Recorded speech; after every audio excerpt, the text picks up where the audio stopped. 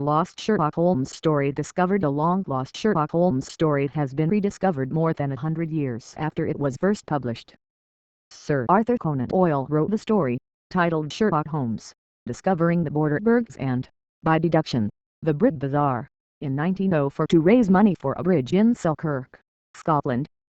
It was unearthed by town resident Walter Elliot, 80, who discovered it under a pile of books in his attic. He believes it may have lain there for almost 50 years. The 1,300-word tale was printed in a 48-page book of short stories, Book o' the Brig. It was put together by locals to raise money to replace a bridge over the Ettrick River that had been destroyed by floods in 1902. Conan Doyle, who was a regular visitor to the area, agreed to contribute a story. In it, Holmes deduces that Watson is going on a trip to Selkirk. Great little story. Mr. Elliot, the retired woodcutter, found the pamphlet tied up with string while he was clearing out his attic.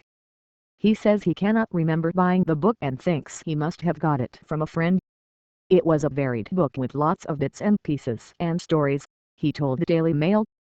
I have no idea how many they made and sold. I've had this book for about 40 or 50 years. Usually people would throw out these books or sell them off. It has been in my family for quite a while now. I have no idea if it has ever been published. I've never seen it.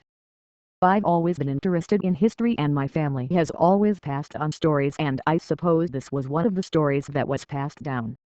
He really must have thought enough of the town to come down and take part and contribute a story to the book. It's a great little story, he added. Conan Doyle wrote the story shortly after resurrecting Holmes following his apparent fatal fall at the Reichenbach Falls. At the time, the author was seeking to become the Liberal Unionist MP in the Borders.